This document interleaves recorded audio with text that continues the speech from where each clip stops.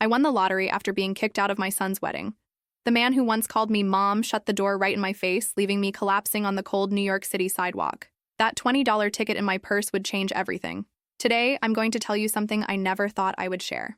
And if for even a second this feels familiar, I only ask that you like this video and subscribe. It will help me keep opening my heart. My name is Margaret, and I'm 73 years old. I live in a cramped two-bedroom apartment in Queens, where the radiator clangs all night and the neighbors upstairs sound like they're moving furniture at 3 in the morning. The walls are thin, painted an institutional beige that reminds me of doctors' offices and government buildings. Every morning, I wake up to the smell of Mrs.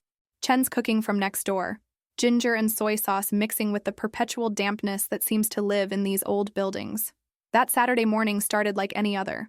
I shuffled to my tiny kitchen, my slippers worn so thin I could feel every crack in the linoleum. The coffee maker gurgled its familiar tune while I counted the coins on my counter. $13.47. Enough for a MetroCard if I walked to the bodega instead of taking the bus. My best dress hung on the back of my bedroom door. A navy blue number with tiny pearl buttons that I'd bought 15 years ago for my son David's college graduation. The silver brooch pinned to the collar had belonged to my mother. She'd worn it to every special occasion, and now it was my turn. I imagined walking into that church in Brooklyn, my arm linked with David's, maybe sharing a quiet moment with my new daughter-in-law Rebecca before the ceremony began. The invitation had arrived 3 weeks earlier, cream-colored cardstock with elegant gold lettering. The pleasure of your company is requested. I'd run my fingers over those raised letters a dozen times, feeling the weight of finally being included in something important. David had called 2 days after I received it, his voice tight with reluctance. Mom, about the wedding. Rebecca's family is particular about the guest list. I should have heard the warning in his tone. I should have pressed him for details. Instead, I focused on the joy of finally being invited to witness my only child's happiness. The morning of the wedding, I took extra care with my appearance. My gray hair, usually pulled back in a simple ponytail, was styled in soft curls around my face. I'd even bought new lipstick, a gentle rose color that the young clerk at Duane Reade assured me would complement my complexion. Looking in the mirror, I saw traces of the woman I used to be, before years of struggle wore me down to this tired version of myself. The subway ride to Brooklyn took forever. Saturday service, they announced over the crackling speaker. Signal problems ahead. I clutched my small purse tighter, feeling the weight of the card I'd tucked inside. A heartfelt note to David and Rebecca, along with a check for $500. It represented most of my savings, but I wanted to give them something meaningful to start their life together. When I finally emerged from the subway station, the September air carried the scent of autumn leaves and car exhaust. The church sat on a tree-lined street, its Gothic spires reaching toward gray clouds that threatened rain. Wedding guests in their finery streamed up the stone steps, their laughter and chatter creating a bubble of celebration that I longed to join. I approached the church doors, my heart hammering with nervous excitement. The usher, a young man in a crisp black suit, smiled politely and extended his hand for my invitation. I fumbled in my purse, my fingers trembling slightly as I produced the cream-colored card. His smile faltered as he read my name. He excused himself, disappearing through a side door. Minutes ticked by. Other guests flowed around me, their curious glances making me feel suddenly conspicuous in my carefully chosen outfit. When the usher returned, David was with him. My son looked handsome in his black tuxedo, his dark hair combed back the way he'd worn it as a little boy when I'd take him to Sunday service at St. Agnes. But his face was cold in a way that made my stomach drop. Mom, what are you doing here? The question hit me like a physical blow. David, it's your wedding day. I'm your mother. He glanced around at the other guests, his jaw tightening with embarrassment. We talked about this. Rebecca's family. The numbers were tight. We had to make difficult choices. But I was holding the invitation in my trembling hands. The invitation with my name clearly printed in that elegant script. You sent me this. You invited me. That was a mistake. His words came out clipped. Final. Rebecca's parents are paying for everything. They get to decide who comes. The world tilted around me. 34 years of loving this man, of sacrificing for him, of putting his needs before my own, and he was dismissing me like a stranger who'd wandered in off the street. David, please. I'm your mother. I raised you. I gave you everything. Something flickered across his face. Guilt, maybe, or irritation, but it was gone as quickly as it appeared. Mom, don't make this harder than it has to be. Just go home. Other guests had stopped to watch our exchange. I felt their stares like pinpricks on my skin. The usher stepped forward, gently but firmly taking my arm.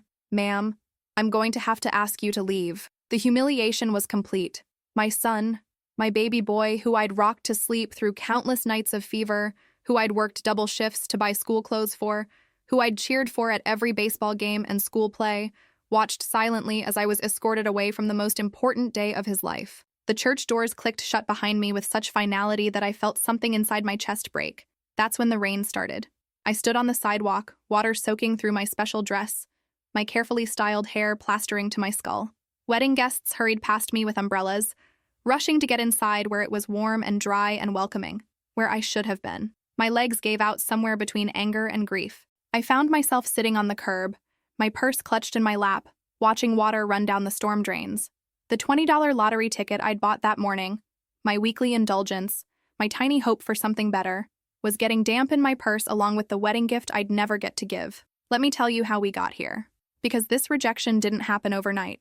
It was built on 34 years of me giving everything I had, and my son learning to take it without question. David's father left when David was 7, just packed a bag one Tuesday morning and walked out, leaving behind a note about needing space to find himself and a pile of unpaid bills. I came home from my job at the dry cleaner to find David sitting at our kitchen table, still in his school clothes, holding that note in his small hands. Daddy says he's going on an adventure, David told me, his voice small and confused. When is he coming back? I lied to him, told him Daddy would be back soon, that sometimes grown-ups needed time to think. The truth was, I had no idea if we'd ever see him again, and we didn't. 27 years later, I still don't know where his father went, or if he's even alive. From that day forward, it was just David and me against the world. I worked 3 jobs to keep us afloat. The dry cleaner during the day, cleaning office buildings at night, and weekend catering gigs whenever I could get them. My hands were permanently cracked from chemicals and cleaning supplies. My back ached constantly from bending over industrial washing machines and scrubbing floors on my hands and knees. But David never went without.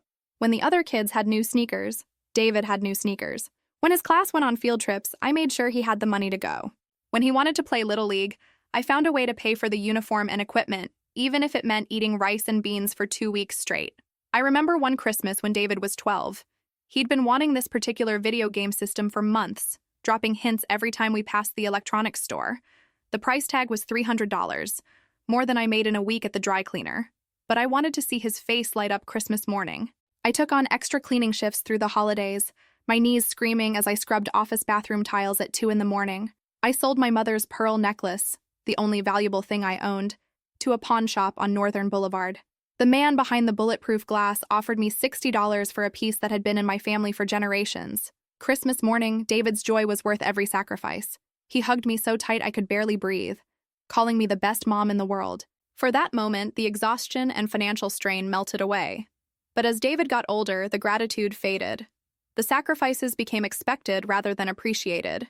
Mom, can you help me with my car insurance this month? Became as routine as asking me to pass the salt. I'm a little short on rent, turned into monthly emergency requests that were never really emergencies. When David went to college, a state school that still cost more than I earned in 6 months, I took out loans in my name to cover what his partial academic scholarship didn't. I was 55 years old, signing papers that would keep me in debt until I was 70. The conversations during those college years were stilted, distant. David would call once a week, usually when he needed something. Money for textbooks, money for a spring break trip, money for a laptop when his old one crashed. "You don't understand the pressure I'm under, Mom," he'd say, when I gently suggested he might get a part-time job. "My grades are too important. I can't risk my GPA for some minimum wage job."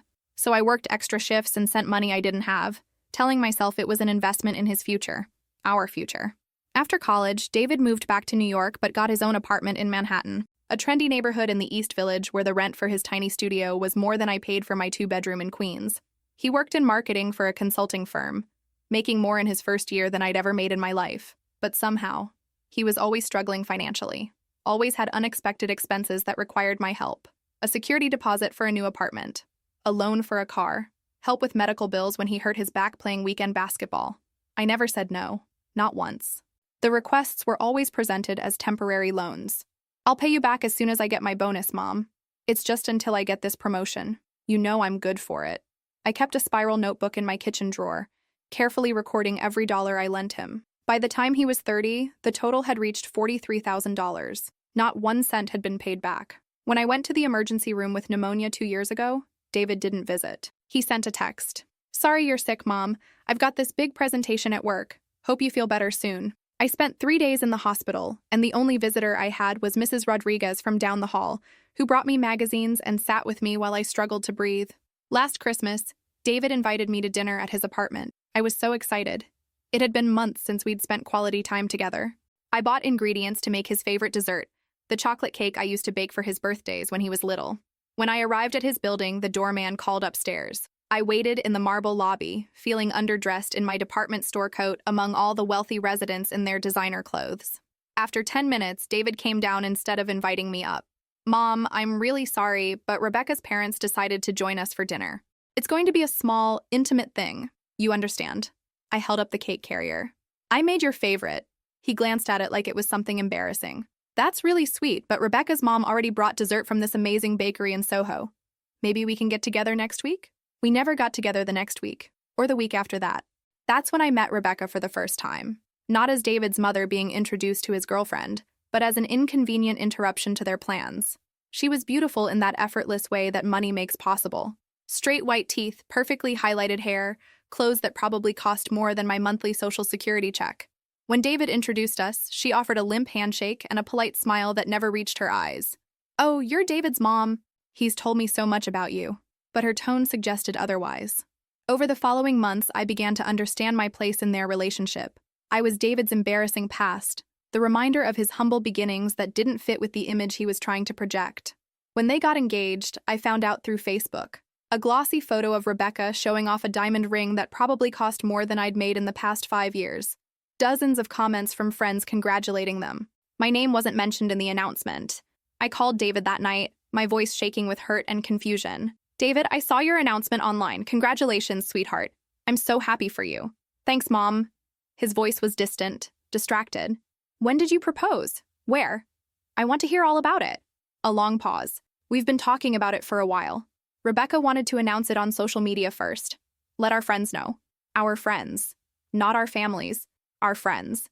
"I'd love to meet Rebecca properly," I continued, swallowing my pride. "Maybe we could all have dinner together? I could cook David's favorite pot roast." "Rebecca's actually vegetarian, Mom, and we're pretty busy with wedding planning, but we'll figure something out soon." We never figured anything out. The months leading up to the wedding were punctuated by requests for money. The engagement party I wasn't invited to, but was asked to help pay for. The wedding dress shopping expedition where Rebecca's mother and sisters got to give opinions while I got a polite text afterward. "Found the perfect dress. Thanks for offering to contribute to the wedding fund." Every time I tried to get involved in the planning, I was gently but firmly shut out. The venue was Rebecca's family's decision. The menu reflected Rebecca's dietary preferences. The guest list was limited to close family and important friends. I began to realize that in David's new life, I wasn't considered close family. The breaking point came 3 weeks before the wedding. David called on a Tuesday evening, his voice tight with stress. "Mom, I need to ask you for a favor. The wedding is going to cost more than we expected, and Rebecca's parents are already contributing so much. I was wondering if you could help us out with the catering." The catering bill, he explained, was $8,000. $8,000. I did the math in my head. My Social Security check was $1,100 a month. My savings account, after years of helping David, held about $3,000.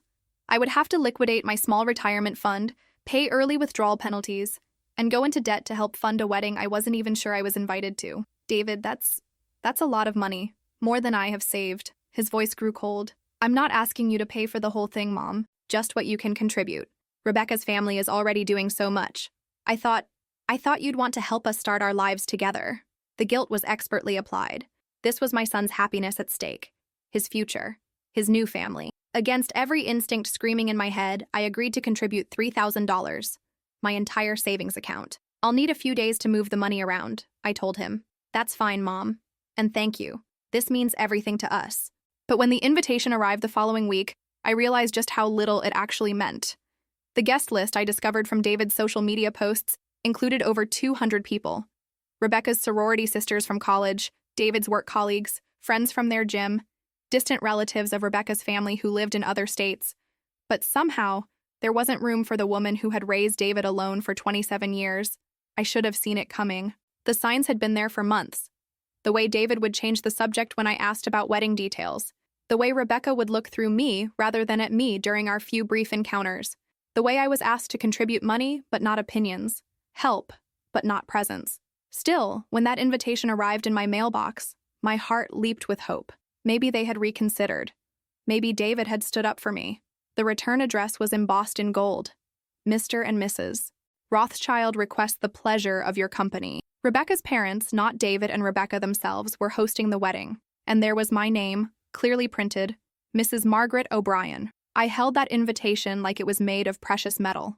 After months of feeling excluded and forgotten, here was proof that I mattered, that I was still David's mother, still important enough to witness the most significant day of his life. I should have called to confirm, should have asked David directly if he knew I was invited, but I was so grateful to be included that I didn't want to risk giving him the opportunity to change his mind. The morning of the wedding, as I stood before my bathroom mirror applying that rose lipstick with shaking hands, I allowed myself to imagine how the day would unfold. Maybe David would see me in the congregation and smile, remembering all the times I'd been there for him. Maybe Rebecca would realize that I wasn't the embarrassing liability she thought I was. Maybe, finally, I would be welcomed into my son's new life as more than just an emergency bank account. Instead, I found myself sitting on a rain-soaked curb, my dreams as drenched as my carefully chosen dress. But here's what I didn't know as I sat there in my humiliation and heartbreak. That soggy $20 lottery ticket in my purse was about to change everything. I bought lottery tickets every Saturday. Not because I believed I would win. After 7 decades of life, I'd learned not to count on miracles. But because for a few days each week, that ticket represented possibility. The chance that maybe, someday, I wouldn't have to count coins for MetroCard fare or worry about whether I could afford both groceries and medication. That Saturday morning, before getting dressed for the wedding, I'd stopped at my usual bodega. Miguel, the owner, knew my routine. $3 on Powerball, $5 in scratch-offs, $12 on the weekly lottery drawing. Good luck today, Mrs. Margaret, he'd said with his warm smile, handing me the computer-generated ticket. Maybe today is your lucky day. If only he'd known how right he was. As I sat on that curb, rain running down my face, mixing tears and sky water into the same salt-sweet stream, I reached into my purse for a tissue. My fingers brushed against the lottery ticket, and for a moment, I almost threw it away. What was the point of dreaming about better days when the people you loved most could reject you so completely? But something, maybe stubbornness, maybe hope, maybe just the habit of 73 years of not giving up, made me hold on to it. I eventually made my way back to the subway, my dress clinging to my body, my shoes squelching with every step. The train car was nearly empty on a Saturday evening, just me and a few other souls who looked like they'd had better days. I caught my reflection in the dark window as we rumbled through the tunnel back to Queens, and barely recognized the bedraggled woman staring back at me. When I got home, I peeled off my wedding dress and hung it in the closet, wondering if I'd ever have occasion to wear it again. I made myself a cup of tea and sat at my kitchen table, the lottery ticket drying beside my cup. The drawing was that night at 11. I almost didn't watch. What was the point? In 73 years, the biggest prize I'd ever won was $50 on a scratch-off ticket that I'd immediately spent on David's school supplies. But loneliness is a powerful motivator. At 11 o'clock, I turned on the television just to have voices in my apartment that weren't my own thoughts echoing off the walls. The first number they called was 17. My birthday? March 17th. The second number was 21. The day of the month David was born. By the third number, 34. David's current age. My hands were shaking. The fourth number was 7. The age David was when his father left. The fifth number was 12. The age David was when I sold my mother's necklace to buy him that video game system. And the Powerball number was 3, the number of jobs I'd worked to keep us afloat all those years. Every single number on my ticket matched every single number on the screen. I stared at the television, then at my ticket, then back at the television. The numbers didn't change. The lottery official's voice continued describing the largest jackpot in the state's history. $237 million. $237 million. I said the number out loud to my empty apartment, and it sounded ridiculous. Like something from a movie or a dream, not something that happened to tired old women who got kicked out of their own son's wedding. I checked the numbers again, and again, and again. They matched. After taxes and the lump sum payout, I would walk away with approximately $94 million. $94 million. More money than I could comprehend. More money than David made in his marketing job. More money than Rebecca's family, with their fancy Manhattan apartment and their designer wedding dress. More money than I had ever imagined possible. I didn't sleep that night. I sat at my kitchen table, the winning ticket in front of me, trying to process what had just happened. By sunrise, I had made several decisions. First, I would wait to claim the ticket. I wanted to understand exactly what this money would mean, what responsibilities came with it, what changes it would bring to my life. Second, I would not tell David immediately. After yesterday's humiliation, I needed time to think about how this windfall would affect our relationship. Would he suddenly want me back in his life now that I was wealthy? Would his love be contingent on my net worth? Third, I would be very careful about who I trusted with this information. Money changes everything, including how people see you and what they expect from you. I spent the next few days in a strange sort of limbo. Externally, my life remained exactly the same. I made my morning coffee, counted my coins, rode the same subway to the same places I'd been going for years. But internally, everything had shifted. When David called 3 days after the wedding, I almost didn't answer. "Mom, I wanted to check on you. I know Saturday was difficult." Difficult. Like being rejected by your only child at the most important moment of his life was just a minor inconvenience. "I'm fine, David. Look, I'm sorry about how everything went down. Maybe Rebecca and I can take you to dinner next week. Make it up to you. Make it up to me." As if a dinner could erase the humiliation of being turned away from his wedding like a stranger. That's not necessary. "Mom, don't be like this. You're being dramatic." Dramatic. The word hit me like a slap. Dramatic for being hurt that my son didn't want me at his wedding. Dramatic for feeling forgotten and discarded. Dramatic for wanting basic respect and inclusion. "I'm not being dramatic, David. I'm being realistic." There was a pause. When he spoke again, his voice carried that familiar tone of frustrated entitlement. What's that supposed to mean? For 73 years, I had swallowed my hurt, accommodated other people's needs at the expense of my own dignity, smiled through disappointments and betrayals because keeping the peace was more important than demanding respect. But something had changed in me during those 3 days of sitting with my secret. Maybe it was the security of knowing I would never again have to depend on anyone for financial help. Maybe it was the clarity that comes with hitting absolute rock bottom and discovering you can still breathe. Maybe it was simply that I had run out of tolerance for being treated poorly by someone I loved. It means I'm done, David. Done with what? Done pretending this relationship works for both of us. Done being your emergency bank account and then disappearing when it's convenient for you. Done accepting crumbs of affection while you give your real love to people who've never sacrificed anything for you. The words came out calm and clear, without the emotion I'd expected. It was simply the truth, stated plainly. "Mom, you're really overreacting. The wedding thing was Rebecca's family's decision, not mine. You stood there and watched me be turned away. Your mother. You chose your in-laws' comfort over my dignity. That was your decision." Another pause. I could practically hear him scrambling for justification. "Look, maybe we made some mistakes, but Rebecca's family paid for everything. We had to respect their wishes. And what about respecting me? What about standing up for the woman who raised you alone? What about basic human decency?" His voice grew defensive. "I always respected you. God, Mom, you're making this into such a big thing. It was one day. One day. My son's wedding day. One of the most important days of his life, and I was supposed to accept being excluded as if it were a minor scheduling conflict. David, I need you to listen to me very carefully. I will no longer be available to loan you money. I will no longer be your financial safety net. If you want a relationship with me, it needs to be based on genuine affection, not convenience." "What are you talking about? I don't just call you for money. When was the last time you called just to see how I was doing? When was the last time you visited without needing something? When was the last time you treated me like someone you actually wanted to spend time with?" The silence stretched between us. We both knew the answer. "You're my mother," he finally said. "Of course I want to spend time with you. Then prove it. Invite me to dinner where I'm actually welcome. Call me because you miss me, not because you need a loan. Treat me like family instead of like an ATM with unconditional love." I hung up before he could respond. The next few days passed quietly. I went about my routine, but everything felt different. I was still Margaret O'Brien, 73 years old, living alone in a small apartment in Queens. But I was also Margaret O'Brien, multimillionaire, holder of one of the largest lottery winnings in state history. The contradiction was surreal. A week after the drawing, I finally made an appointment with the Lottery Commission to claim my prize.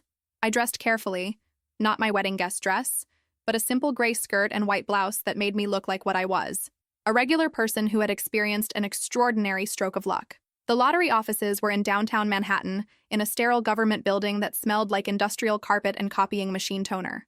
The officials who processed my claim were professional, but clearly excited to be handling such a large payout.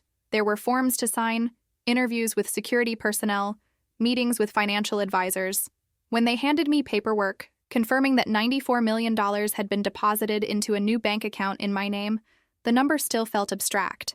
It wasn't until I met with a private wealth manager later that week that the reality began to sink in. Mrs. O'Brien, the impeccably dressed woman explained, with proper investment and conservative spending, this money could last several lifetimes. You never have to worry about financial security again. Neither would your children or grandchildren if you choose to include them in your planning. Children and grandchildren. David and little Ellie, Rebecca's daughter from a previous relationship who David was now helping to raise. I had mixed feelings about Ellie. She was 8 years old with Rebecca's blonde hair and serious blue eyes.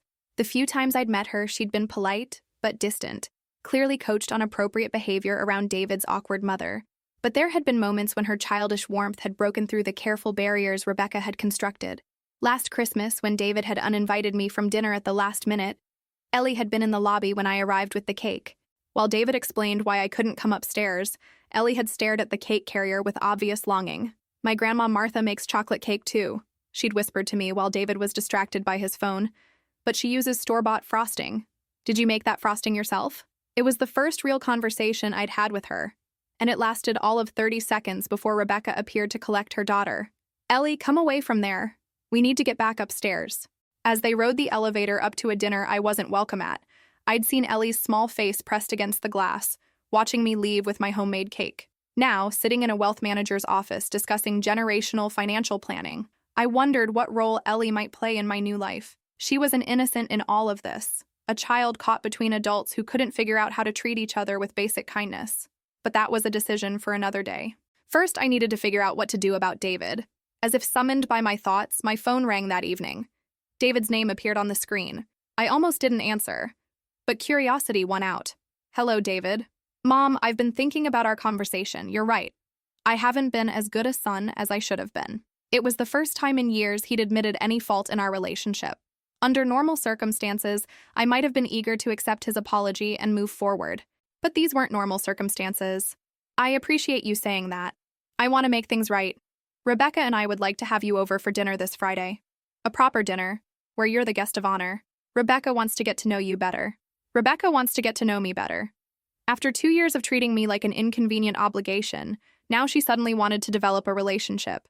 What changed her mind? Nothing specific. We just realized that family is important, that we want you to be part of our lives.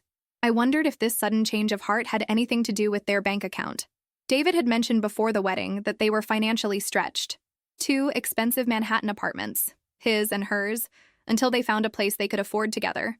Wedding debt. Rebecca's student loans from graduate school. Maybe they had realized they might need their reliable old emergency fund after all. That's very kind of you both, I said carefully, but I think I'll pass. Mom, come on, don't be stubborn. We're trying to make an effort here. Stubborn. Another word designed to make me feel unreasonable for having boundaries. David, I told you what I needed from this relationship. When you're ready to call me because you miss me, not because you need something or feel guilty, then we can talk. I do miss you. Do you? When? When do you miss me? When you're having dinner with Rebecca's parents? When you're at work dealing with difficult clients? When you're lying in bed at night? When specifically, do you think about your mother and wish I was there? Another long pause. That's not fair. It's a simple question, David. If you miss me, it should be easy to answer. When he couldn't, I hung up again. That night, I made another decision. It was time to start living like a woman with $94 million. Not flamboyantly or wastefully, but with the dignity and freedom that financial security could provide. I started small. The next morning, instead of counting coins for the subway, I took a taxi to Manhattan. Instead of buying the marked-down produce that was about to go bad, I selected fresh fruits and vegetables without checking the prices. Instead of wearing my old winter coat with the broken zipper, I bought a new one. Nothing extravagant, but warm and well-made and in a flattering shade of deep blue. These small changes felt revolutionary after a lifetime of financial anxiety.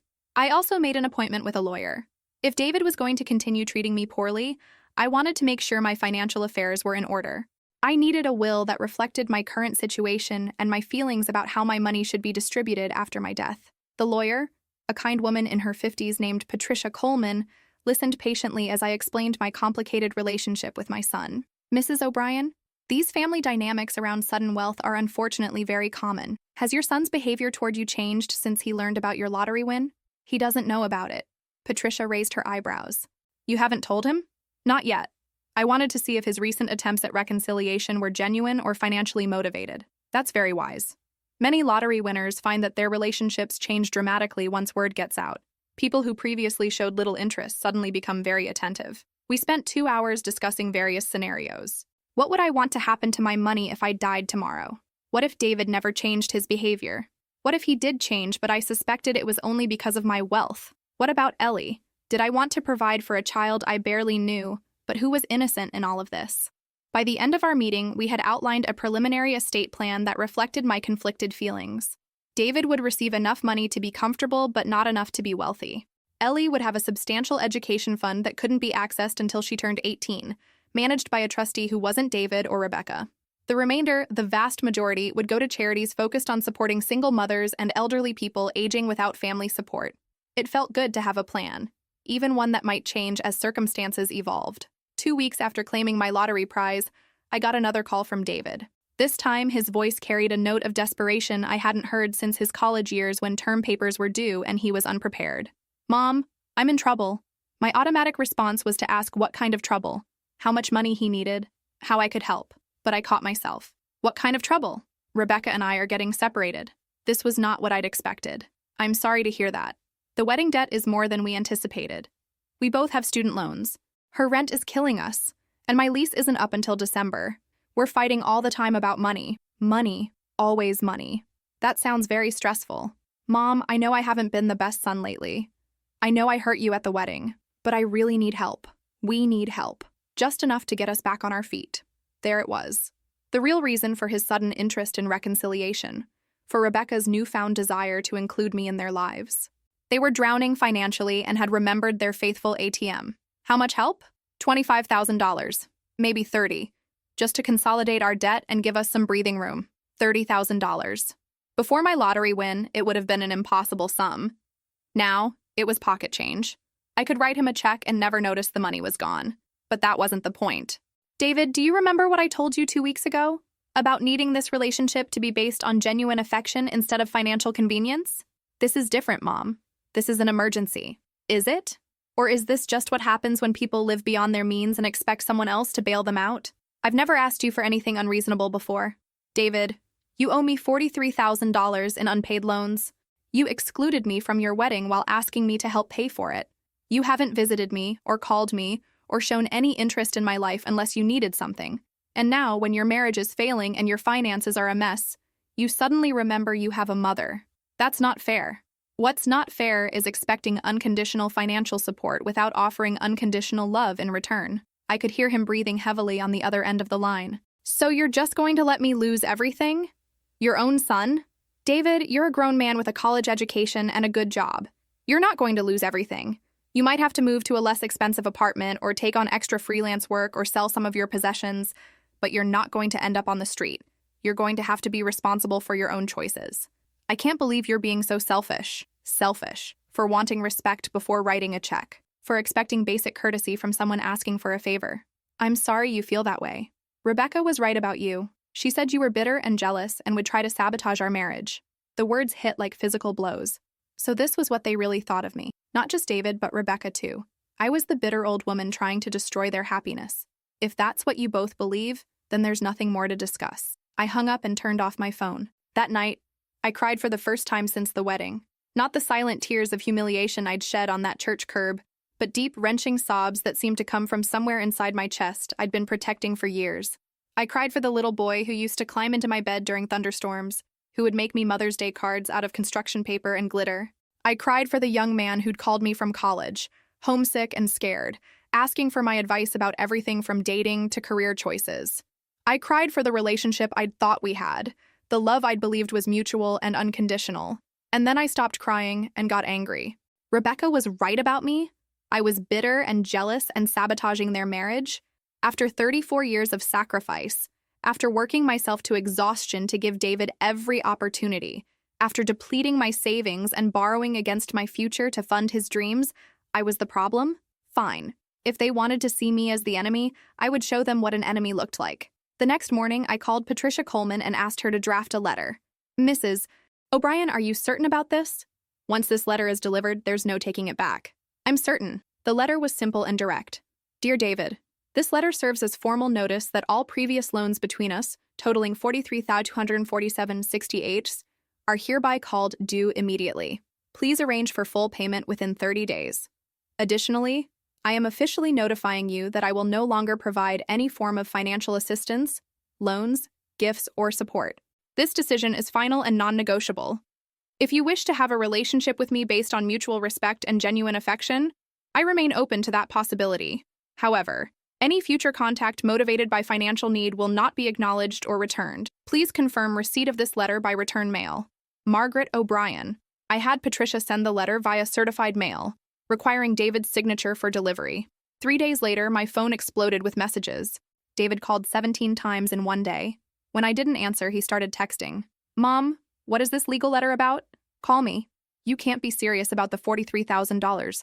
I don't have that kind of money. We need to talk. This is crazy. Rebecca thinks you've lost your mind.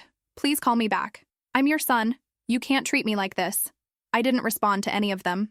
A week later, Rebecca called. I was so surprised to see her name on my caller ID that I answered without thinking. Mrs. O'Brien, we need to talk. Her voice was different than I'd ever heard it. Not the polite distance she usually maintained, but sharp and demanding. Hello, Rebecca? What is this nonsense about David owing you $40,000? That's absurd. You're his mother. Mothers don't charge their children interest on help. I'm not charging interest. I'm simply asking for repayment of loans. Loans? David told me you gave him that money as gifts. David told you incorrectly. Look, I don't know what's gotten into you lately, but this vindictive behavior stops now. David is your son. Family doesn't treat family this way. Family doesn't treat family this way. Where was that philosophy when I was being excluded from David's wedding? When I was being mocked in private emails? When I was being called bitter and jealous behind my back? Rebecca, my relationship with David is between David and me. If you have concerns, I suggest you discuss them with your husband. Your relationship with David affects me too. We're married. We're family now. Are we? Because from where I sit, you've made it very clear that I'm not welcome in your family. That's not true. We invited you to dinner. After 2 years of treating me like an embarrassment, after excluding me from your wedding, after David told me you think I'm bitter and jealous and trying to sabotage your marriage. A pause. She hadn't expected me to know about that last part. David was upset when he said that. People say things they don't mean when they're stressed about money. But he did mean it, didn't he? And you agreed with him? Another pause. Mrs. O'Brien, we can start over. Fresh slate. But this financial ultimatum has to stop. It's putting unnecessary stress on our marriage. My financial boundaries are putting stress on your marriage? Yes. David is beside himself. He doesn't understand why you're being so cruel. Cruel. For wanting to be treated with basic respect before providing financial support. For setting boundaries after decades of being taken for granted. Rebecca, I want you to listen to me very carefully. For 34 years, I have been David's emergency bank account. I have never said no to a single request for money, even when helping him hurt me financially. In return, I have been excluded, ignored, and taken for granted. That ends now. But he's your son. Yes, he is. And sons are supposed to love and respect their mothers, not just use them as ATMs. You're destroying his life over money. What kind of mother does that? The question hit me like a slap. What kind of mother values her own dignity over her son's financial comfort? What kind of mother expects mutual respect in a relationship? What kind of mother sets boundaries around how she's treated? The answer was simple. A mother who had finally learned to value herself. The kind of mother who raised a son alone for 27 years, who worked 3 jobs to give him every opportunity, who depleted her own savings repeatedly to help him succeed, and who finally got tired of being treated like garbage in return. David doesn't treat you like garbage. Rebecca, your husband kicked me out of his wedding and called me dramatic for being hurt about it. He told you I was bitter and jealous. He asks for money regularly, but hasn't visited me or called to check on my well-being in over 2 years. In what world is that not treating someone like garbage? I could hear her breathing on the other end of the line, clearly struggling to find a response that didn't involve admitting I was right. Look, maybe David could have handled some things better, but that doesn't mean you should destroy your relationship over money. I'm not destroying anything, Rebecca. I'm simply requiring that any relationship we have be based on mutual respect instead of financial dependency. And if he can't pay you back, then he'll have learned a valuable lesson about borrowing money from family members. After I hung up with Rebecca, I felt something I hadn't experienced in decades: complete freedom from other people's expectations. For my entire adult life, I had shaped my decisions around what David needed, what would make him happy, what would keep our relationship intact. Even during the years when he barely called, when he only contacted me for money, when he treated me like an inconvenience, I had continued prioritizing his needs over my own dignity. Now, for the first time, I was putting my own emotional well-being first. It felt terrifying and liberating in equal measure. The following week, I did something I hadn't done in 40 years. I took a vacation. Not a weekend trip to visit relatives or a day at the beach. A real vacation. I booked a cruise to the Caribbean. 7 days of ocean views and room service and entertainment that didn't require me to take care of anyone else's needs. The travel agent, a cheerful woman about David's age, was delighted to help me plan my itinerary.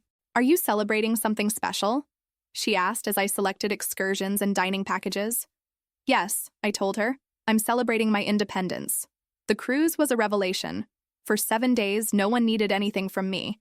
No one called asking for money or advice or emotional support. I ate meals when I was hungry, slept when I was tired, and spent my days reading books and watching the endless expanse of blue water.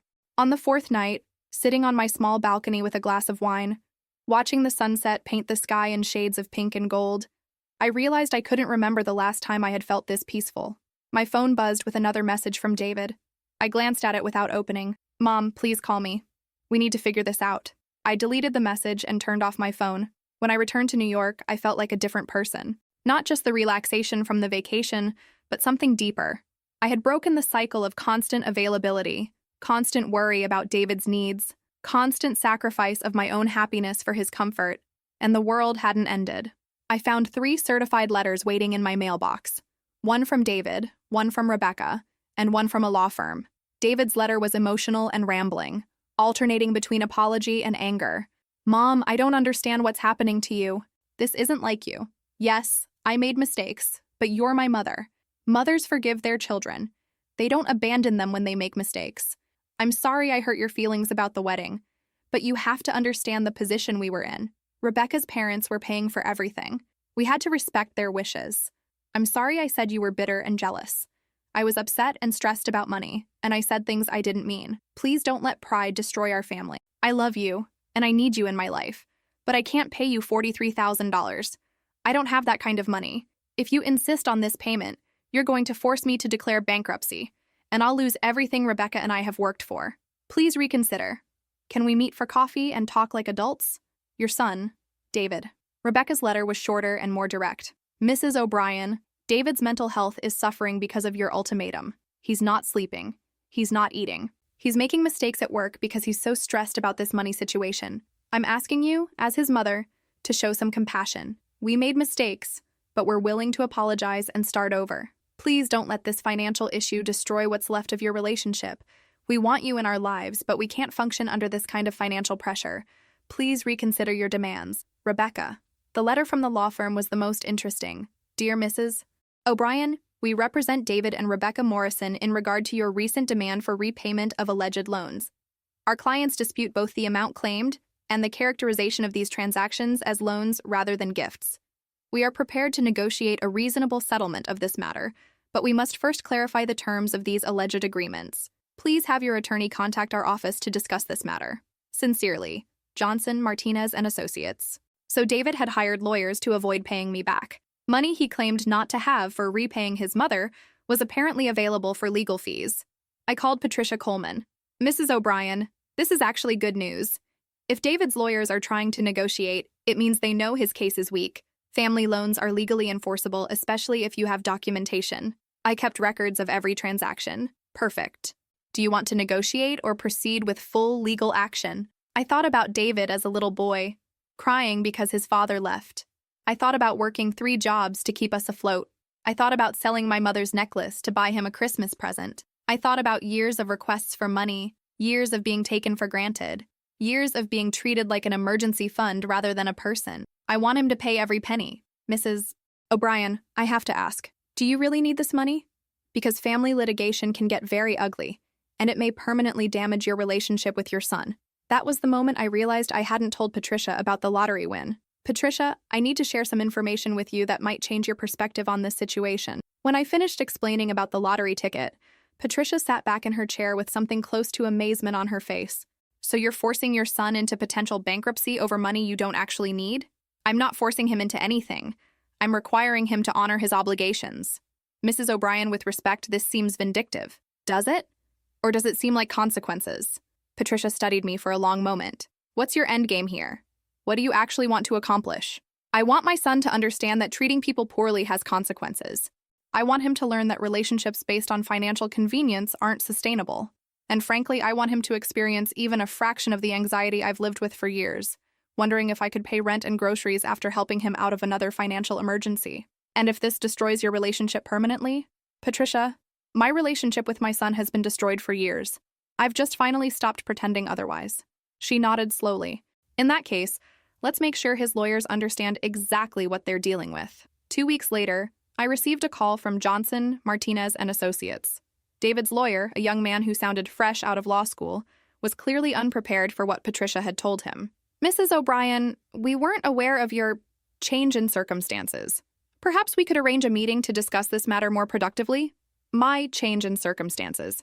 Word of my lottery win had leaked, probably through the legal discovery process, and suddenly everyone wanted to be more productive in their discussions. The meeting was scheduled for the following Thursday at Patricia's office. David and Rebecca would attend with their lawyer.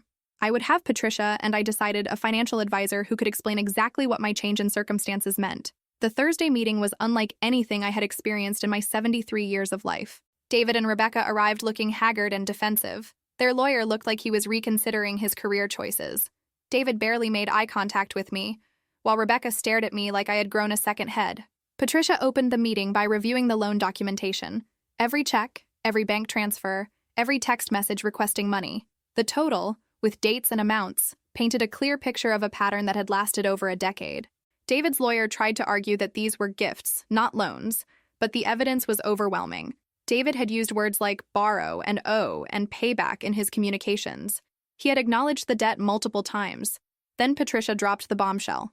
Additionally, my client recently experienced a significant change in her financial situation that we believe is relevant to this discussion. She slid copies of lottery documentation across the table. I watched David's face change as he processed what he was seeing. Confusion, then comprehension, then something that looked like rage. You won the lottery? His voice was barely controlled.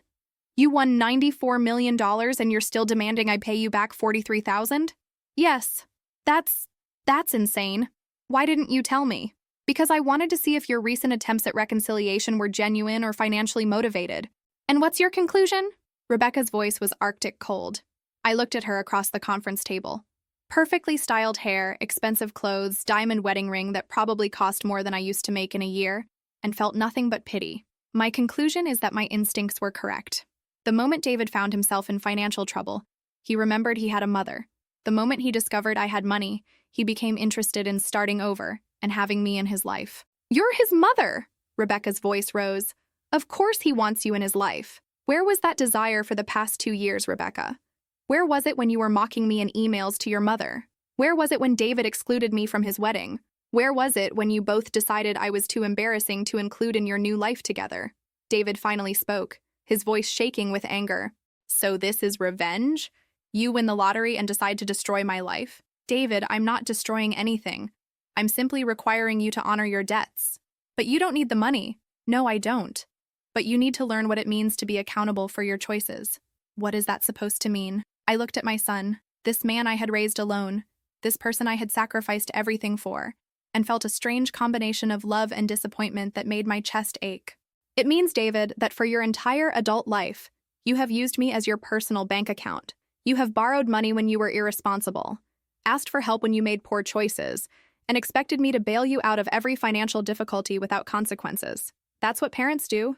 They help their children. Parents help their children, yes. But children are supposed to respect and appreciate their parents in return. Children are supposed to include their parents in their lives, not just their financial emergencies. I do include you in my life. When? When was the last time you called just to talk? When was the last time you visited without needing something? When was the last time you treated me like someone you actually wanted to spend time with? The conference room fell silent. David, I continued, I spent $43,000 over the years helping you. I gave you my savings, my retirement funds, my financial security. In return, you excluded me from your wedding, mocked me to your wife, and treated me like an embarrassing obligation. And now that I'm wealthy, you suddenly want to start over and be a family. Can you see how that looks from my perspective? Tears were running down Rebecca's face. David stared at the table. So what do you want from us? Rebecca whispered.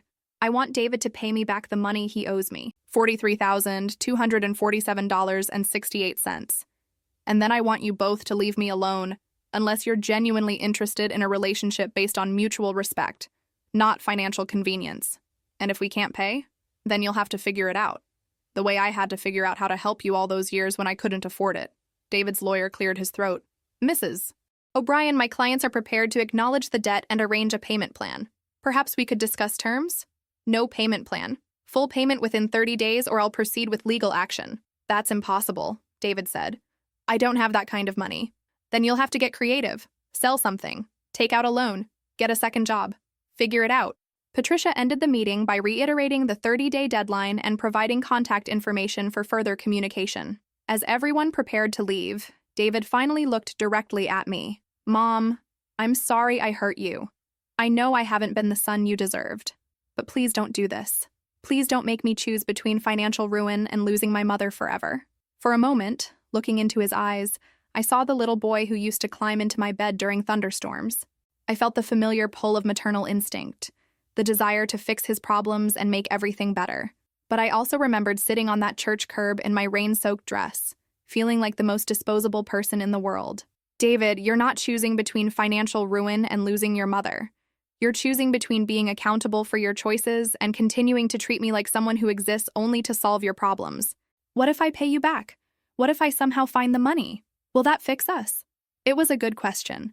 Would paying me back actually repair our relationship? Or had too much damage been done?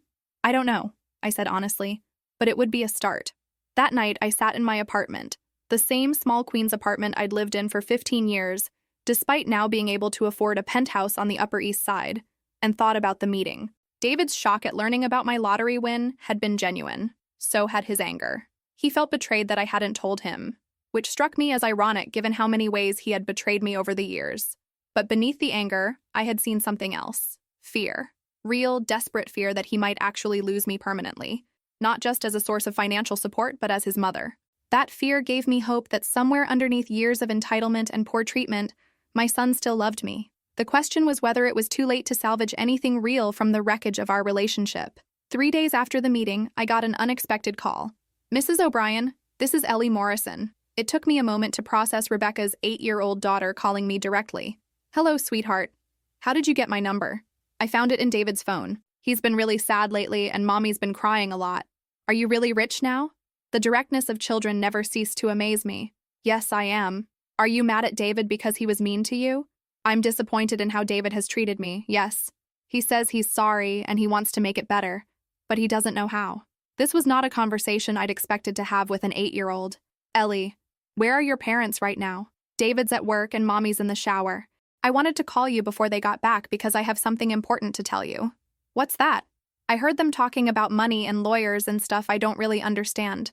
But I also heard David crying in the bathroom yesterday and he never cries. He was saying he was sorry and he didn't know how to fix it. My heart ached for this little girl who was witnessing adult drama she was too young to understand. Ellie, sweetheart, sometimes adults have complicated problems that need to be worked out between themselves. But you're his mom.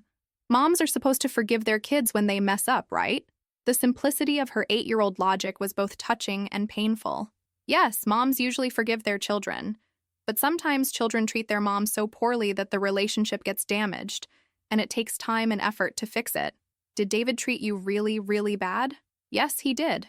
Worse than when I broke Mommy's favorite vase and lied about it? Despite everything, I found myself smiling. Much worse than that. Oh, well, when I broke the vase and lied, Mommy made me save up my allowance to pay for a new one, and I had to apologize and promise to be more careful. Maybe David needs to do something like that, out of the mouths of babes. Maybe he does, Ellie. Mrs. O'Brien, I know I don't know you very well, but I think you seem nice. And David really is sad. Could you maybe give him another chance? Ellie, can I ask you something? Sure. If someone hurt your feelings really badly and then they needed something from you, would you help them right away, or would you want them to show you they were really truly sorry first? A pause while she considered this. I guess I'd want them to prove they were sorry first. Like, not just say it, but show it. That's very wise. Is that what you're waiting for? For David to show you he's sorry? Something like that. Okay, I'll tell him. But Mrs. O'Brien, even if David was mean to you, I hope you'll still want to know me. Because I'd like to have a grandma who makes her own chocolate frosting. The conversation left me with mixed emotions. Ellie was an innocent in all of this. A sweet child who was being hurt by the adults' inability to treat each other with basic respect. She didn't deserve to lose a potential grandmother because of David and Rebecca's mistakes. But I also knew that maintaining a relationship with Ellie while estranged from her parents would be complicated and potentially manipulative. 1 week after the law office meeting, I received a call from Patricia. Mrs. O'Brien, I have some interesting news. David's employer called. He's apparently taken out a loan against his 401k retirement account. And Rebecca has liquidated some investments her parents gave her as a wedding gift. They're scrambling to come up with your money. Good. Mrs. O'Brien, I have to ask again. What's your end game here? Because if they pay you back, where does that leave your relationship? It was a question I'd been wrestling with myself. Honestly, Patricia, I'm not sure. Part of me wants to see if David can learn to treat people better. Part of me thinks it's too late for that. And part of me is just tired of being taken for granted. Have you considered the possibility that this experience might actually change him? That being forced to face consequences for his behavior might make him a better person? I had considered it. But I'd also considered the possibility that he would pay me back out of necessity and then resent me forever for forcing the issue. I guess we'll find out. 2 weeks later, I received a cashier's check for $43,247.68. It arrived by certified mail with a letter from David. Mom, enclosed as payment in full for all loans between us. I had to liquidate my retirement account and Rebecca sold the jewelry her parents gave her for our wedding, but we managed to get the money together. I hope this proves to you that I'm serious about making things right. I know I've been a terrible son. I know I took you for granted and treated you poorly. I know I hurt you in ways I'm just starting to understand. I don't expect immediate forgiveness, but I want you to know that I'm committed to becoming the kind of son you deserved all along. If you're willing to give me a chance to prove that, I would like to start having regular conversations that aren't about money or my problems. Maybe we could have coffee once a week, just to talk about normal stuff like how we're doing and what's happening in our lives. I understand if you're not ready for that yet. I understand if you never want to see me again, but I hope you'll at least consider it. I love you, Mom. I'm sorry it took me this long to figure out how to show it properly. David. I stared at that check for a long time. $43,000. Money I no longer needed, but that had cost David his financial security to repay. Money that represented years of taking me for granted, but also his first genuine attempt at accountability. The bigger question was what to do with his request for regular coffee meetings. Was I ready to trust that his change of heart was genuine? Was I prepared to risk being disappointed again? I made a decision that surprised even me. I called David. Mom? His voice was tentative, uncertain. I received your payment and your letter. And I'd like to have coffee with you next Saturday. But I have some ground rules. Anything. First, we don't discuss money. Not your finances, not my finances, not Rebecca's finances, nothing. Okay. Second, if you're late or you cancel at the last minute or you spend the entire time on your phone, there won't be a second coffee. Understood. Third, I want to hear about your life, but I also want you to ask about mine. I want to feel like you're actually interested in me as a person, not just managing me as an obligation. Of course. And David, if this is just you going through the motions until things blow over, if you're just trying to get back in my good graces so life can go back to the way it was, stop now. Don't waste both of our time. Mom, I promise you this is real. I've learned things about myself in the past month that I didn't like, and I want to change them. We agreed to meet at a small cafe in Astoria, halfway between his apartment and mine. Saturday morning, I arrived 5 minutes early and chose a table near the window. I ordered coffee and a blueberry muffin and watched people walk past on the sidewalk, feeling more nervous than I'd expected. David arrived exactly on time, carrying flowers, a small bouquet of yellow tulips. I know flowers don't fix anything, he said, placing them on the table between us. But you always liked tulips. And I thought, I wanted to do something nice for you. It was a small gesture, but it was the first time in years he had done anything purely to please me, with no agenda behind it. We spent 2 hours at that cafe, talking about everything except money and family drama. David told me about his work, his colleagues, a book he was reading, his thoughts about current events. I told him about my vacation, my new interest in painting classes, my neighbors, the changes I was seeing in our old neighborhood. It wasn't earth-shattering conversation, but it was normal, pleasant even. More importantly, David asked questions. He wanted to know what I thought about things, what I was interested in, how I was spending my time. For the first time in years, I felt like he was actually curious about me as a person. When we parted ways, David hugged me. A real hug, not the perfunctory squeeze I'd become accustomed to. Same time next week? He asked. Yes, I said. Same time next week. Over the following months, our Saturday coffee meetings became a routine I looked forward to. Slowly, David began opening up about the problems in his marriage, his stress at work, his insecurities about money and success. I shared my own struggles with loneliness, my complicated feelings about sudden wealth, my attempts to figure out what I wanted to do with the rest of my life. It wasn't always easy. Sometimes I could see David struggling not to ask for advice about financial problems. Sometimes I caught myself wanting to offer help he didn't request. But we both worked to keep our interactions within the boundaries we'd established. 3 months after that first coffee meeting, David brought up the subject I'd been dreading. Mom, I know we agreed not to talk about money, but I have something I need to say about your lottery win. David, we agreed. I know. But please let me say this, and then we can go back to our rule. I nodded reluctantly. I've been thinking about why you didn't tell me about the money right away, and I understand now. You wanted to see if I would treat you better without knowing you were rich. You wanted to know if our relationship could be real instead of just transactional. Yes. And I failed that test completely, didn't I? The moment I had financial problems, I called you for help. Not because I missed you or wanted to spend time with you, but because I needed something. Yes. I want you to know that I understand now how that must have felt. And I want you to know that sitting here with you every Saturday, talking about normal stuff, not asking you for anything, this is the best our relationship has been since I was a kid. I felt tears forming in my eyes. I've enjoyed our coffee meetings too. I love you, Mom. Not because you have money, not because I need something from you, just because you're my mother, and you're a good person who deserved better from me. I love you too, David. And for the first time in years, I meant it without reservation. 4 months after David repaid his loans, Rebecca called me. I was surprised to see her name on my phone, given that we hadn't spoken since the lawyer meeting. Mrs. O'Brien, I was wondering if I could ask you a favor.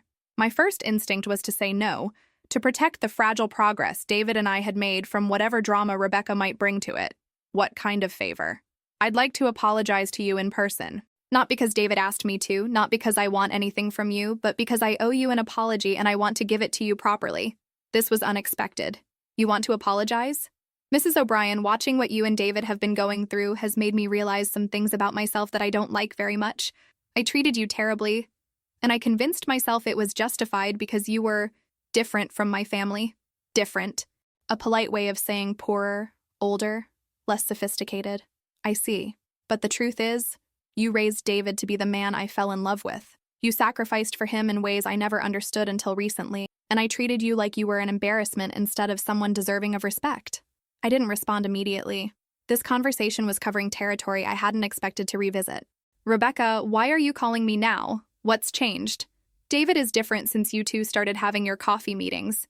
He's happier, more confident, less anxious about money and success and proving himself. I think having a real relationship with you, one where he doesn't have to perform or pretend, has been good for him. And I realized that I contributed to the problems between you two. I made him choose between my approval and including you in our lives. That wasn't fair to either of you. No, it wasn't. Mrs. O'Brien, would you be willing to have coffee with me? Not with David, just the two of us. I'd like to apologize properly and see if there's any way to start over. I considered her request. Rebecca had been cruel to me, had mocked me, had actively worked to exclude me from David's life. But she was also David's wife. And if we were going to have any kind of future relationship, I would have to find a way to coexist with her. 1 coffee meeting. No agenda beyond your apology. And if I sense any manipulation or false sentiment, I'll leave immediately. Understood. We met the following Thursday at the same cafe where David and I had been having our weekly meetings. Rebecca arrived early, which I took as a sign that she was taking this seriously. She looked different than I remembered. Less polished, more tired. Her usual perfect makeup was minimal, and she was wearing jeans and a simple sweater instead of the designer clothes I associated with her. Mrs. O'Brien, thank you for agreeing to meet with me. You're welcome. I've been thinking about this conversation for weeks, trying to figure out how to explain my behavior without making excuses for it. I'm listening. Rebecca took a deep breath. When I met David, I was immediately attracted to his drive, his ambition, his determination to succeed. He was different from the guys I'd dated in college. More serious, more focused, more appreciative of things other people took for granted. Okay. But I also realized pretty quickly that his background was very different from mine. My family has money. Not wealthy, but comfortable. We've never worried about paying rent or buying groceries. David's stories about working multiple jobs, about you sacrificing to help him through school, about struggling to make ends meet, they were foreign to me. David's upbringing was difficult in some ways, yes. And instead of respecting that, instead of understanding that his background was part of what made him the person I loved, I became embarrassed by it. I wanted him to fit into my family's world, and that meant distancing himself from reminders of where he came from. I could see where this was heading, but I let her continue. I convinced myself that you were holding him back, that your financial struggles and your need for his help were keeping him from moving forward with his life. I made him choose between your world and my world. And he chose your world. He tried to, but I think I underestimated how important you were to him. When he excluded you from our wedding, when he started treating you like an obligation instead of his mother, he became angrier and more unhappy. I told myself it was just wedding stress or work pressure, but now I think it was guilt. Rebecca paused to sip her coffee, gathering her thoughts. When you demanded repayment of his loans, I thought you were being vindictive and cruel. I couldn't understand why a mother would put that kind of financial pressure on her son. And now? Now I understand that you were teaching him a lesson I should have learned myself. That relationships based on convenience and financial benefit aren't sustainable. That people deserve respect regardless of their economic status. That love without respect isn't actually love at all.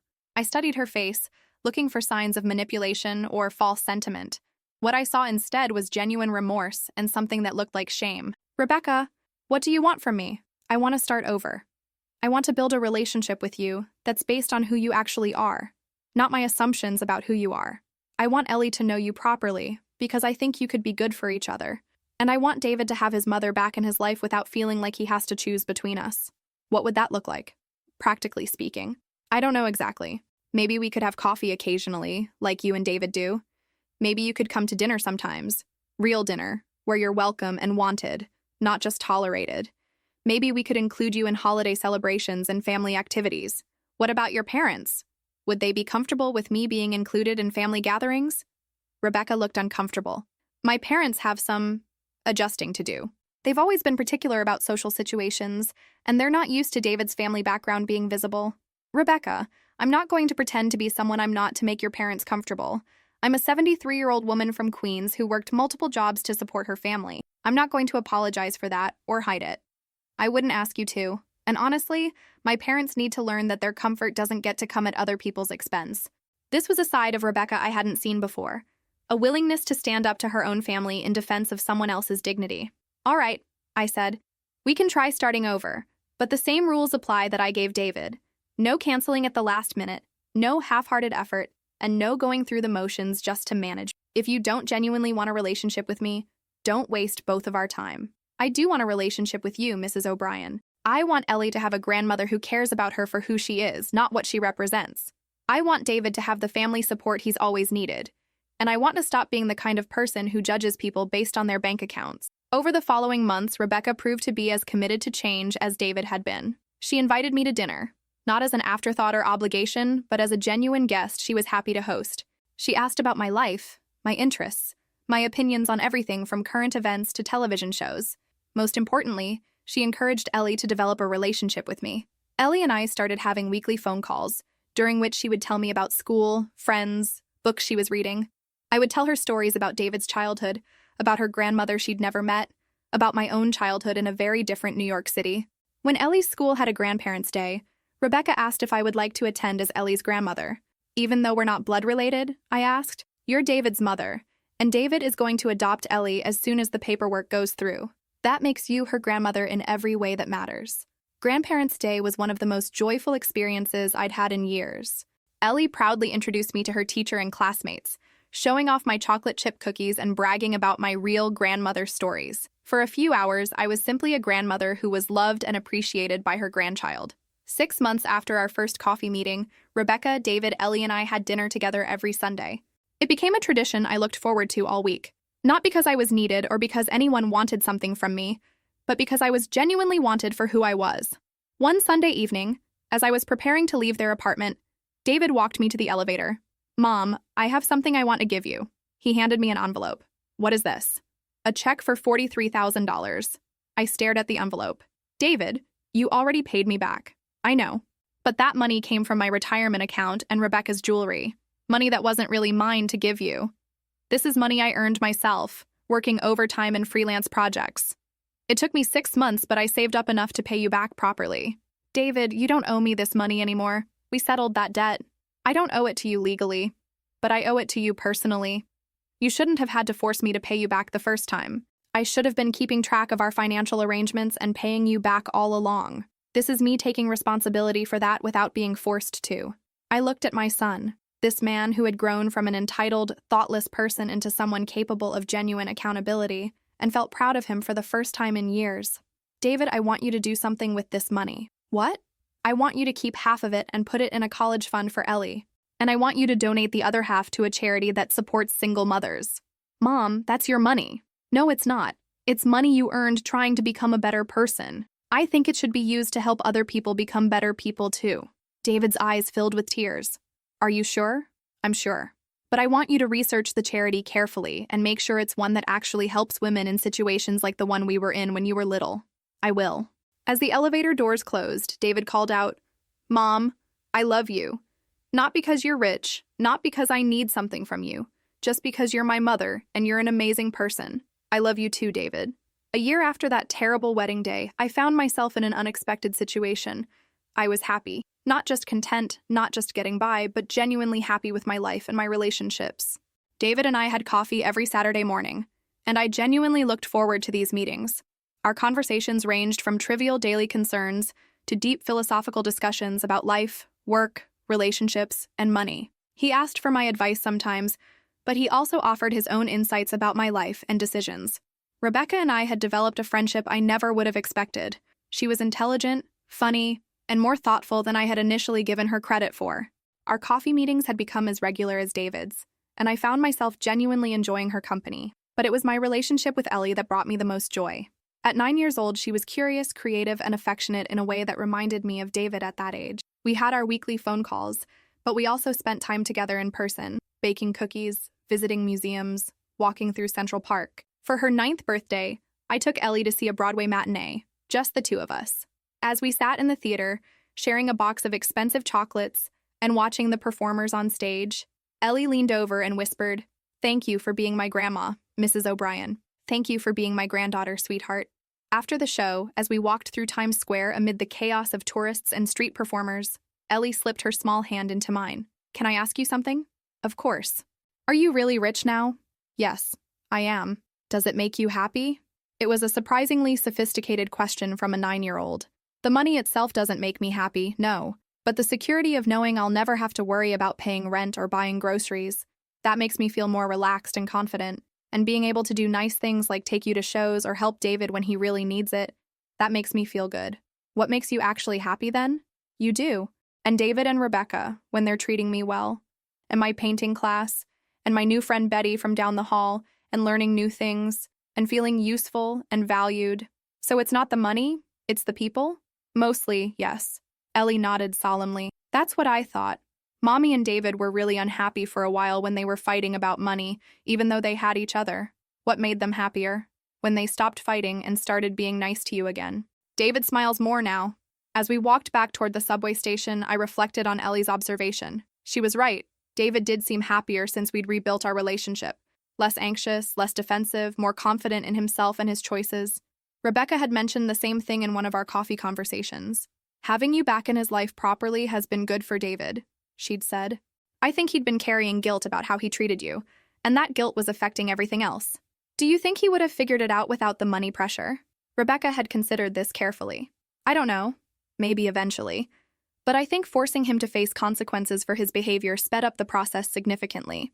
2 years after the wedding incident, David called me on a Tuesday evening. Not our usual Saturday coffee time. Not a scheduled call about logistics or plans. Mom, I just wanted to call and tell you about my day. This was still unusual enough that it made me smile. For most of his adult life, David had only called when he needed something. These spontaneous calls to share experiences or thoughts were relatively new. I'd love to hear about it. I got promoted today. Senior account manager with a substantial raise and better benefits. David, that's wonderful. I'm so proud of you. Thanks. But that's not actually why I called. No?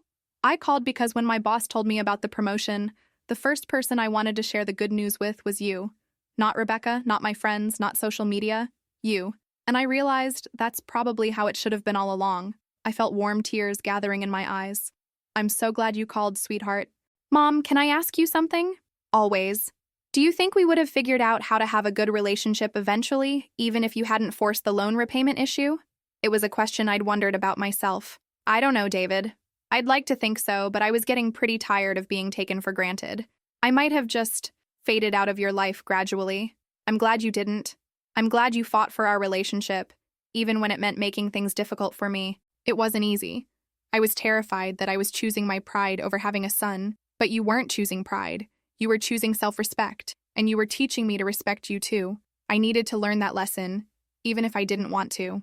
After we hung up, I sat in my living room, still the same Queen's apartment, though now furnished more comfortably and decorated with artwork from my painting classes, and thought about the journey we'd all taken over the past 2 years. The lottery win had given me options I'd never had before. Financial security, independence, the ability to make choices based on what I wanted rather than what I could afford. But the real transformation had been emotional, not financial. I had learned to value myself enough to demand respect from the people I loved. I had learned that love without respect isn't sustainable. I had learned that it's never too late to set boundaries and require better treatment from family members. David had learned that relationships require ongoing effort and appreciation, not just crisis intervention. He had learned that treating people poorly has consequences, and that those consequences don't disappear just because you need something.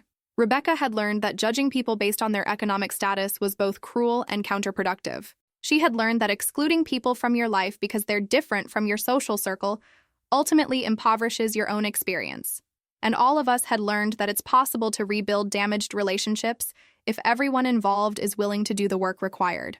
3 years after winning the lottery, I decided to move to a nicer apartment. Not because I needed to show off my wealth, but because I wanted more space and better light for my growing art hobby. I found a beautiful 2-bedroom in Astoria, with large windows and hardwood floors, and a small balcony where I could drink coffee and watch the sunrise. It was still in Queens. I wasn't interested in Manhattan's frenetic pace or false sophistication, but it was a significant upgrade from my previous place. When I told David and Rebecca about my decision to move, they both offered to help with the logistics. Not because I needed help. I could easily afford professional movers, but because they wanted to be involved in this milestone. Moving day became a family event. David took time off work to coordinate the movers and pack boxes. Rebecca brought lunch for everyone and supervised the organization of my new space. Ellie, now 10 years old, appointed herself in charge of unpacking my art supplies and setting up my easel near the window. As we sat on my new balcony that evening, eating pizza and watching the sunset, I felt a contentment I hadn't experienced since David was a child. "This is nice, Mom," David said, looking around the new apartment. "You deserve a beautiful place to live." "We all deserve to live somewhere that makes us happy," I replied. "Are you happy?" Ellie asked. "Like, really truly happy?" "Yes, sweetheart.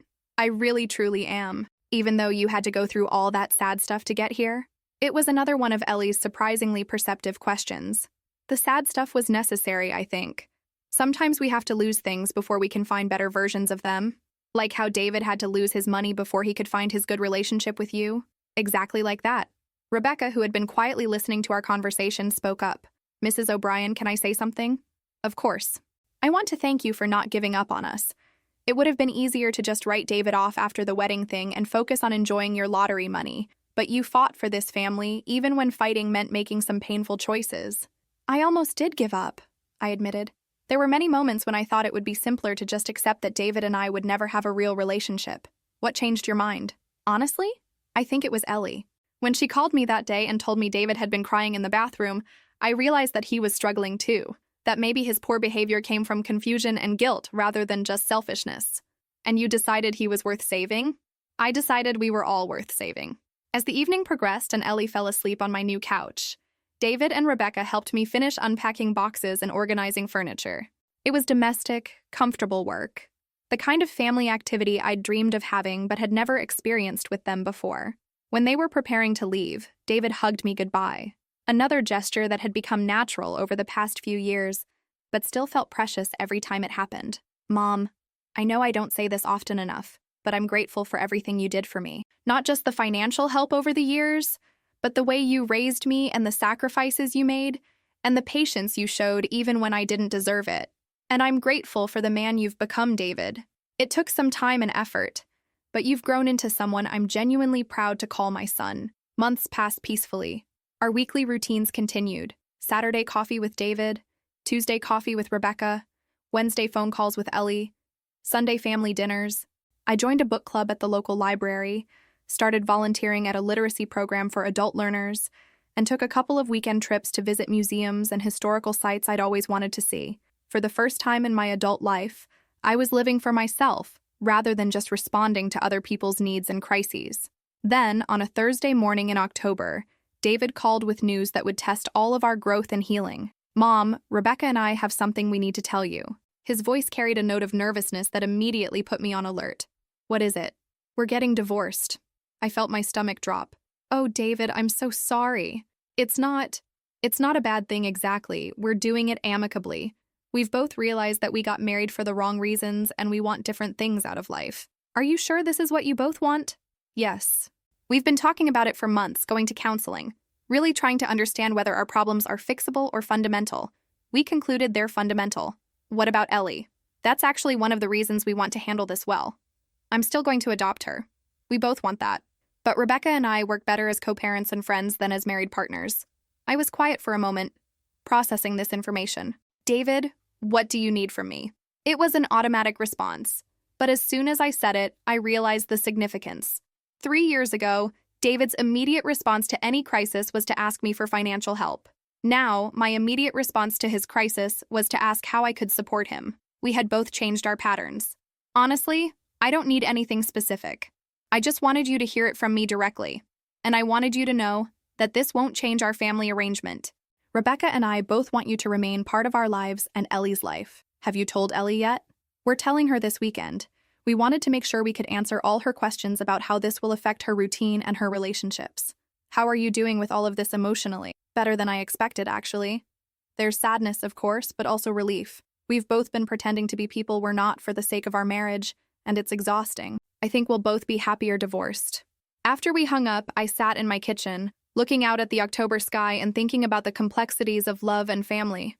David and Rebecca's divorce was disappointing. I had genuinely come to care about Rebecca and had hoped they would find a way to make their marriage work. But I was also proud of how maturely they were handling the situation, how they were prioritizing Ellie's well-being and maintaining the family connections they'd built. 3 years ago, if David had called to tell me he was getting divorced, his next sentence would have been a request for money to help with legal fees, security deposits, moving expenses. Now he was simply sharing his news and asking for emotional support. The change was both subtle and profound. When I had coffee with Rebecca the following week, she brought up the same subject. "I suppose David told you about our decision?" "He did. I'm sorry things didn't work out the way you hoped." "Thank you, but honestly, I think this is the right choice for everyone involved." "How is Ellie handling it?" "Better than we expected. She's sad, of course, but she's also relieved that David and I will stop fighting and be happier. And she's very reassured that you'll still be her grandmother and that our Sunday dinners will continue." "Of course they will. Nothing about my relationship with any of you needs to change because of this."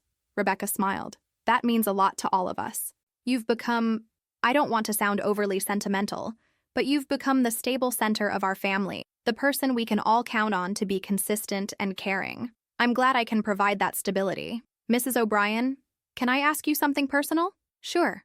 Are you ever lonely? I know you have us now, and your friends and activities, but do you ever wish you had a romantic partner to share your life with?" It was a question I'd been asking myself lately. At 75, I was healthier, wealthier, and happier than I'd been in decades. I had loving family relationships, meaningful friendships, engaging hobbies. But I also went home alone every night to my beautiful apartment. Sometimes, I admitted, but I'm cautious about dating at my age. I don't want someone who's interested in me because of my money. Have you thought about looking into it? There are dating services for mature adults, and you're such a wonderful person. Intelligent, funny, kind, financially secure. You have a lot to offer someone. I've thought about it, but I'm also enjoying this period of independence. For most of my adult life, I was focused on taking care of other people. First you and David, then just David. Now I'm learning how to take care of myself and pursue my own interests. That makes sense. But don't rule it out entirely. You deserve to be loved and cherished by someone who appreciates everything about you. After Rebecca left, I found myself thinking about her suggestion. Did I want romantic companionship? Or was I simply so accustomed to relationships defined by caregiving that I didn't know how to imagine a partnership between equals? The question stayed with me for several weeks, until an unexpected encounter provided some clarity. I was at the Metropolitan Museum of Art on a Tuesday afternoon, taking advantage of my flexible schedule and the lighter weekday crowds, when I struck up a conversation with another solo visitor in the Impressionist wing. His name was Robert. He was 78 years old, a retired high school principal who had been widowed for 4 years. We spent the afternoon walking through exhibitions together, discussing art, literature, politics, and our respective life experiences. When the museum closed, Robert asked if I'd like to continue our conversation over coffee. "I haven't had such an intellectually stimulating afternoon in months," he said. "If you're not in a hurry to get home, I'd love to extend our discussion." We spent 3 hours at a small cafe near the museum, talking about everything from books we'd recently read to our experiences as single parents to our thoughts about aging in New York City. When we finally parted ways, Robert asked for my phone number. "I'd like to call you sometime, if that would be welcome. Not for anything dramatic, just for more conversation like this." I gave him my number. Over the following weeks, Robert and I had several phone conversations and met for coffee twice more. There was no romantic pressure, no agenda beyond enjoying each other's company and intellectual compatibility. It was refreshing to interact with someone who knew nothing about my lottery win, who was interested in me for my thoughts and experiences rather than my bank account. When I mentioned Robert to David during one of our Saturday coffees, his reaction was immediately protective. "Mom, be careful.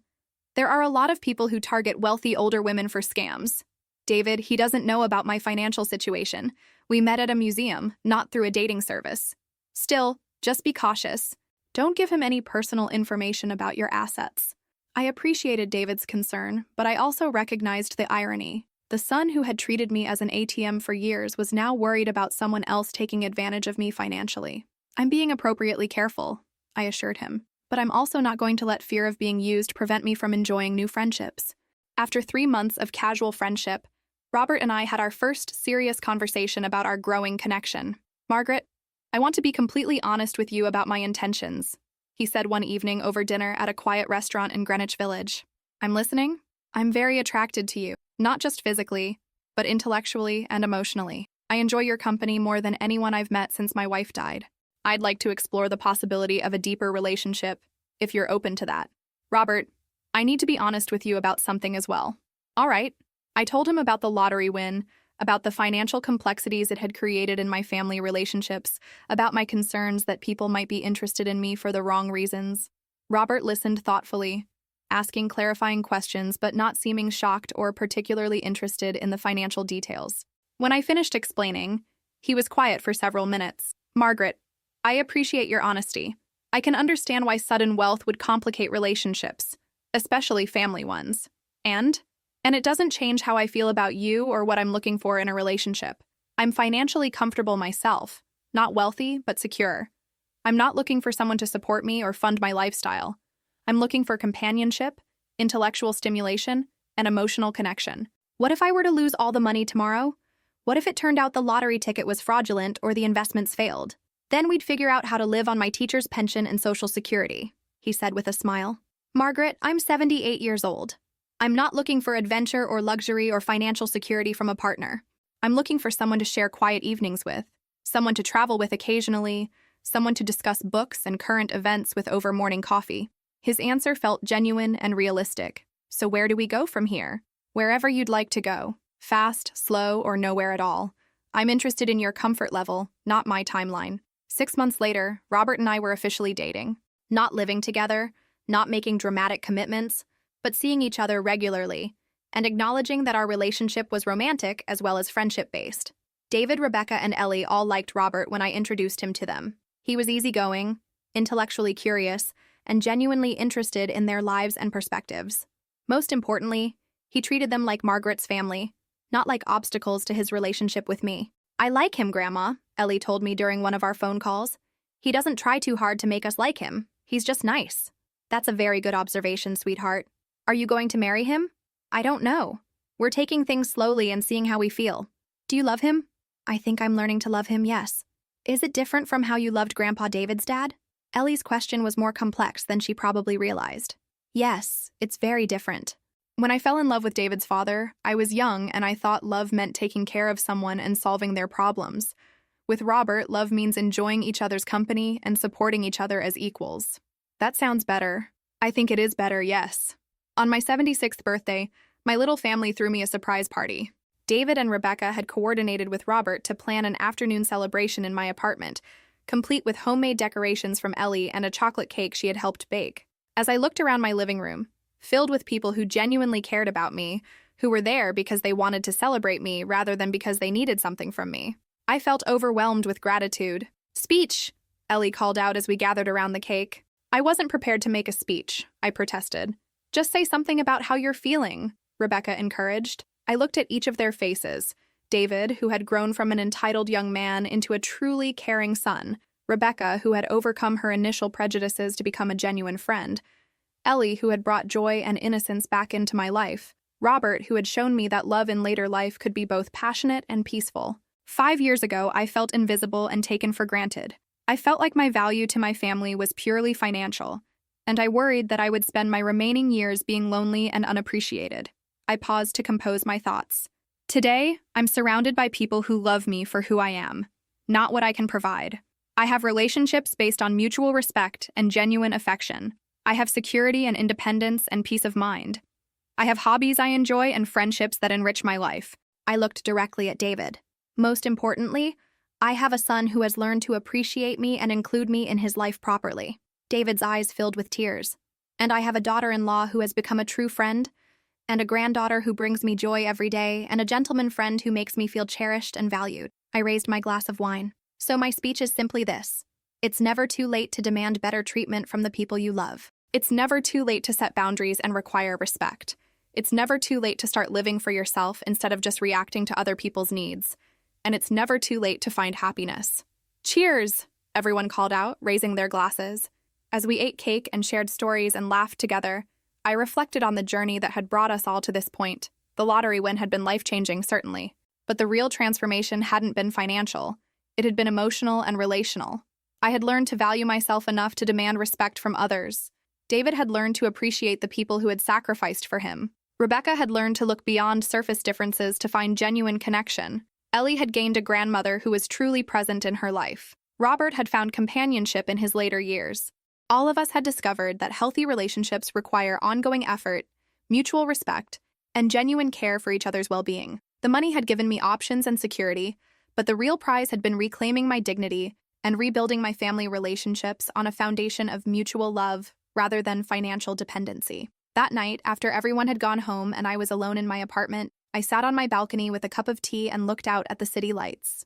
I thought about that terrible day outside the church, when I'd sat on the curb in my rain-soaked dress, feeling like the most disposable person in the world.